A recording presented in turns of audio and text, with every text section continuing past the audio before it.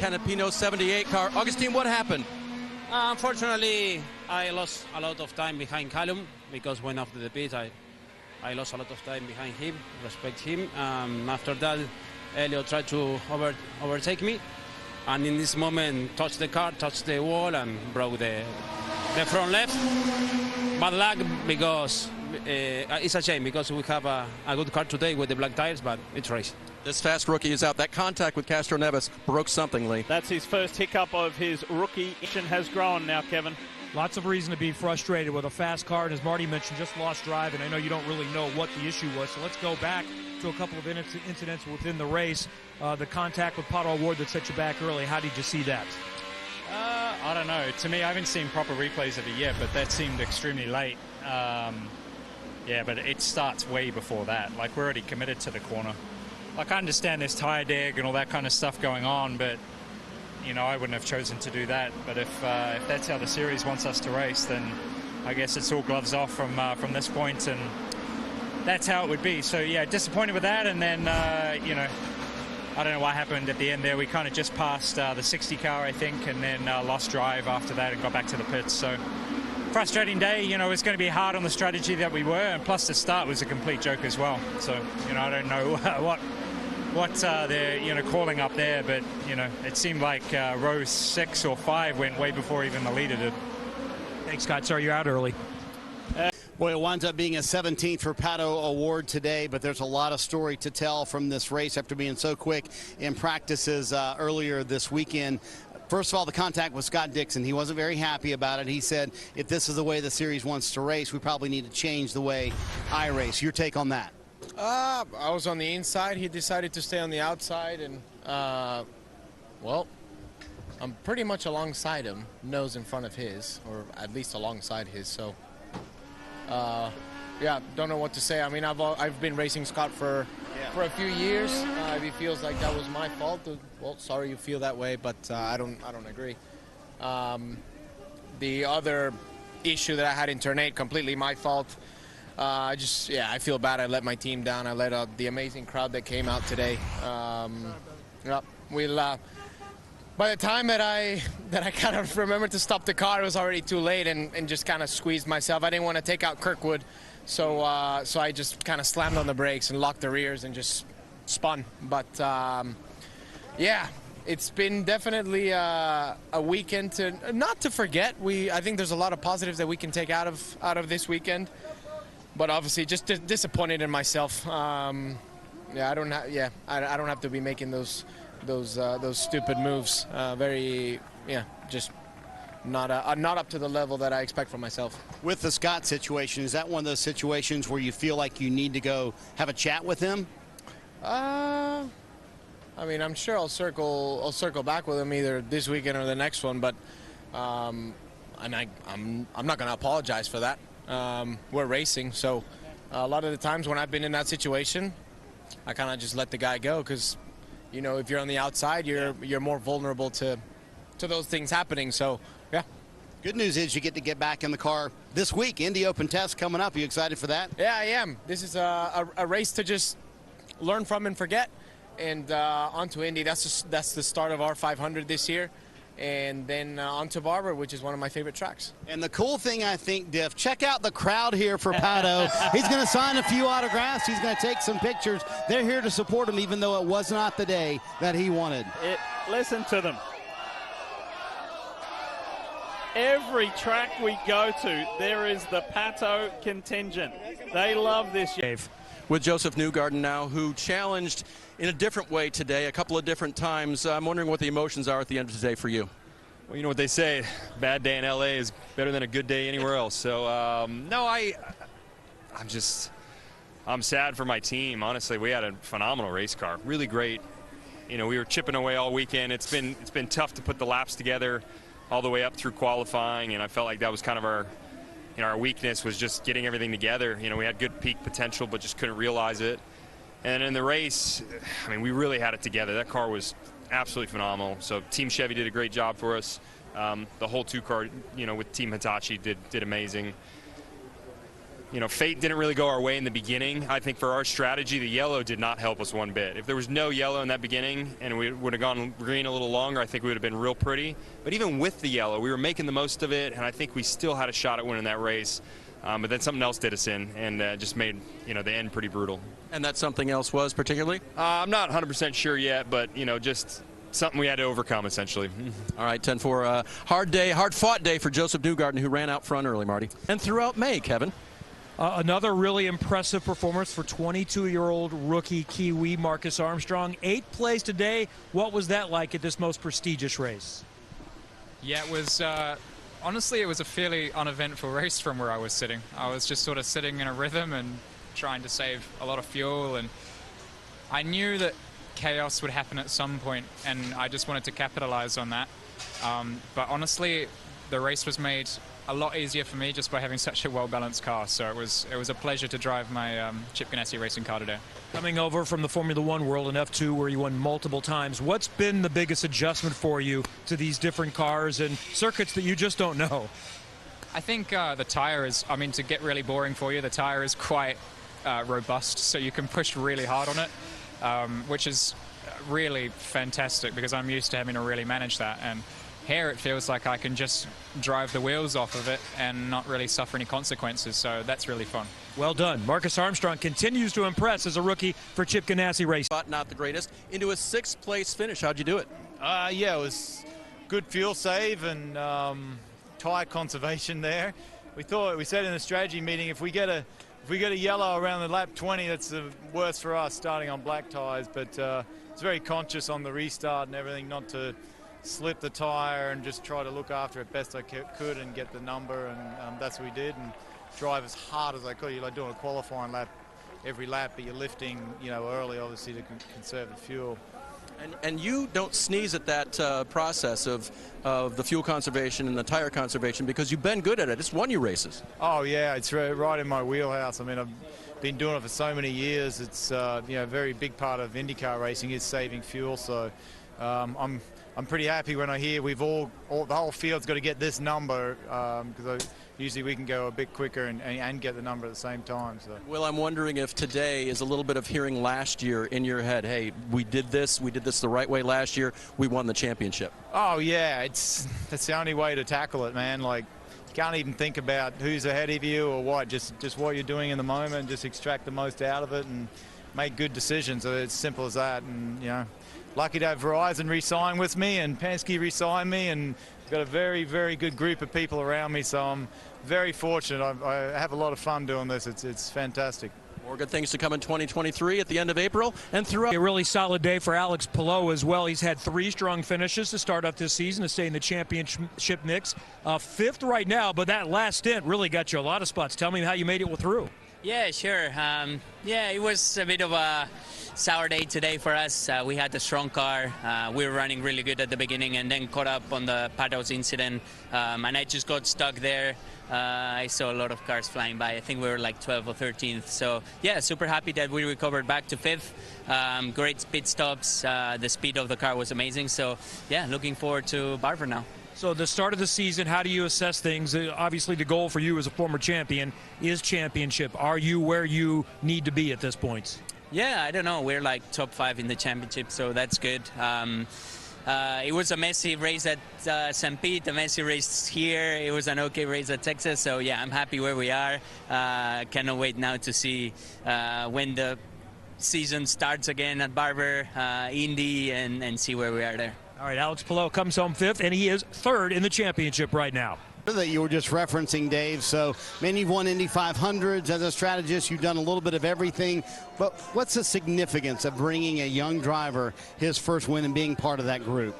I tell you what, Kyle Kirkwood did a great job, and for me, it's really satisfying. Got to be part of a young driver's first pole yesterday here.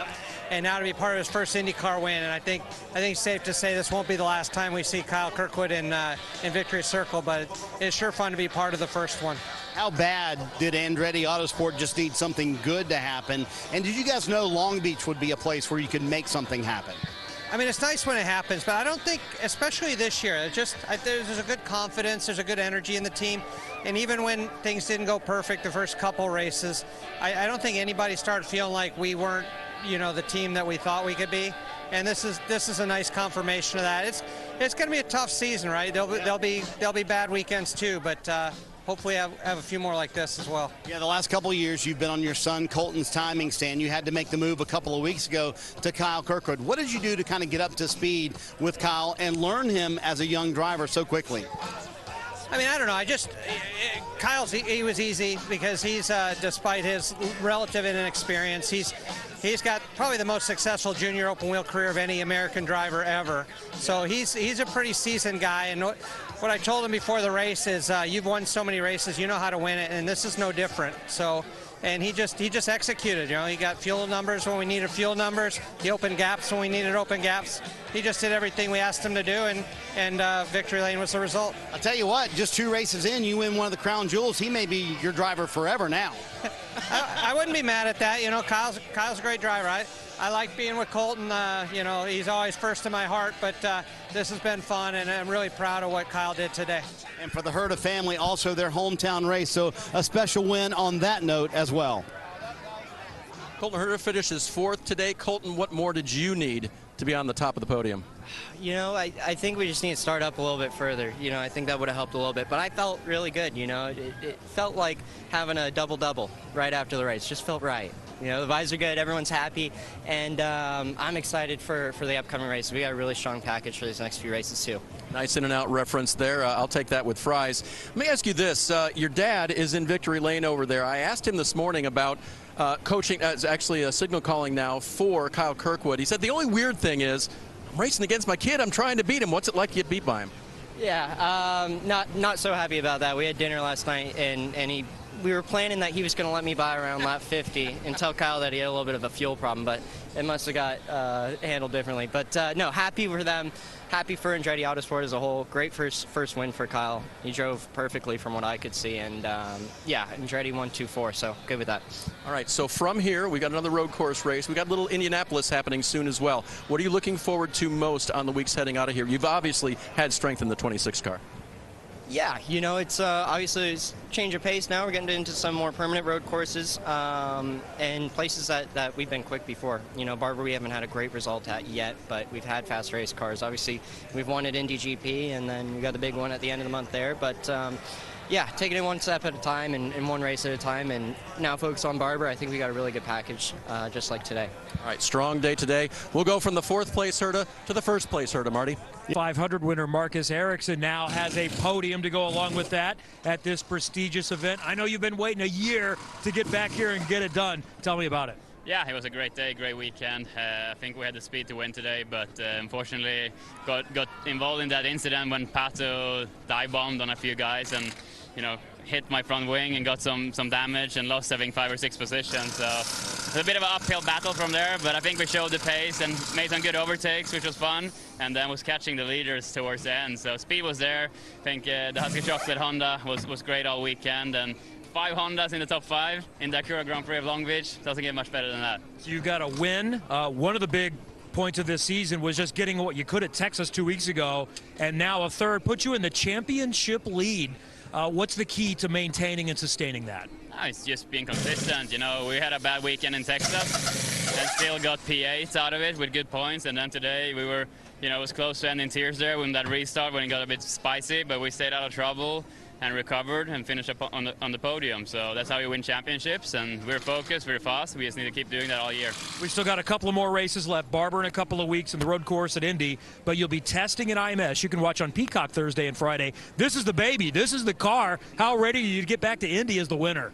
I can't wait. It's going to be the highlight of the season, no doubt. And, to come back there as the defending champion is going to be unreal. So I can't wait for the month of May, and especially with this team. We're so fast there last year, and I have every reason to believe we're going to be as fast or even better this year. So, yeah, can't wait. The championship leader, Marcus Erickson, a podium at Long Beach. The very happy team owner, Michael Andretti. Boy, you've had your eye and you've locked this kid in a long time ago. Did you know this moment was coming eventually, Michael? Oh, I felt it for sure. You know, like I said, he's the real deal. You know, we knew it a long time ago when he won the championship for us in the Indy Next Series, and you know, we knew it was something special. And yeah, he's really doing us proud. I'm just proud of the whole team, really. I mean, we did a great job across the board on all the cars, you know, and I'm so happy for everybody that worked really hard over the winter and to get us, you know, back up front, and also to finally crack it and not have the bad luck we had at the first 2 races. So it was definitely big, and so happy for Auto Nation to get a win with us, and also DHL to be right there. So couldn't be a better day right now. Yeah, Kyle was emotional when I asked him about soaking in the moment. You know that moment here. Your first win, your last win came here at Long Beach. So what does it mean to get that first win at such a special place like this? Actually, it really makes it extra special doing it here at a place like Long Beach. It's such a huge event, an iconic event, and you know, it was always special. It'll always be special to him, I can assure you. After the start to the season, how badly did this organization need not only a win, but a good day with 1, 2, and 4? Yeah, I mean, that's what we needed, you know. That's the medicine we needed. It was very frustrating, but we knew that we had quick cars, and we knew if we just kept our head down and, you know, keep our heads up and just go, we're going to get the results. And luckily we got it here, so we now keep it going now. Andretti Autosport in victory lane, and in this place is supposed to... Place to finish second, but I'm wondering if your emotions are mixed. Your teammate won, but you finished in P2. No, it's awesome for Kyle. I'm very happy for him. Obviously, I wish I was in his position right now, but he drove a hell of a race like a champ, and the whole weekend, so he deserved that. We tried everything we could on our end, but it was not easy. It was a fuel situation, so couldn't really attack. And I think the car could have been a touch better here and there, but yeah, it's good to be in P2, and we're on the highs now. When you went to pit lane a lap before him, did you start doing the math and go, I don't know if this is going to work out? Yeah, I knew it wasn't going to work out. And I was trying to go 1 lap longer than him, but I think to protect the team, that was the smart thing to do. So we first and second, that's more important than anything for us. So yeah, I wish it was the other way around, but as I say, Kyle deserved it this weekend. And how frustrating is it for a driver in the NTT IndyCar Series to have 153 push to pass seconds and not be able to use most of them? Oh man, tell me about it. I pressed the button twice in the whole race until the last lap. 188 left on the last lap. I was like, that's tough, but it is what it is. Fuel race, so I should have used it earlier. Romain, your team owner, Michael Andretti, came over to you and said, very smart race. What does that mean to you? That means that I didn't try to attack, didn't try to go for cat, didn't try to go for win. I just stay out of trouble, and we did what we had to do. So it was not easy for saving that much fuel for that long. I think New Garden felt behind us, and it was the same situation. So we did a good job, and I'm happy for Honda, happy for DHL, and you know, all the sponsors. But generally, more happy for me as well. Seems like the win may be just around the corner, Marty, and maybe even a championship with smart days. Were you thinking about that? Is this the stuff dreams were made of? This is amazing, man. Oh my gosh, what a day! The calmest day I've had in 2 years, and it was a win. You know, we got a little unlucky with some traffic there and fell back, but we kept our heads straight. Made awesome pit stops. I was really the only one that made a mistake in the pit stop, to be honest, and came out with the win at Long Beach. You told me yesterday when you won the pole, I knew this moment would come. Did you know this moment would come, because a win is way different? I was so happy with just the pole yesterday, but I'm over the moon right now. Man, this is incredible. For the whole team, for everyone, for Auto Nation, Honda. We had a stellar day as a team with Andretti Autosport, with Romain in second there. He was keeping me on my toes. And thank you so much, Michael. Let's go. And then Colton with P4. Incredible day. Oh my gosh. What went through your mind when you crossed the checkered flag? So many moments go to getting here, Kyle. What went through your mind? I just had a moment of relaxation, to be honest. I was just like, finally, we've it's not really finally, because we're only 3 races in, to be honest, but it felt like it for me. I felt like I needed this win, and we got it today, and a moment of relief, no doubt. And I can't thank the team enough, man. Brian did a fantastic job with strategy. My engineer, Jeremy, we didn't touch anything from qualifying. The car has been the same the entire time, so it's hats off to the Andretti crew. Hey, speaking of Brian Herter, real quick, he told you on the cool-down lap, take a moment, look at everything, soak it in. Did you do that? Nearly put me in tears, yeah. It was a really cool moment, no doubt. All right, Kyle Kirkwood, a winner on the IndyCar Series, Dave. What a place to get it, too.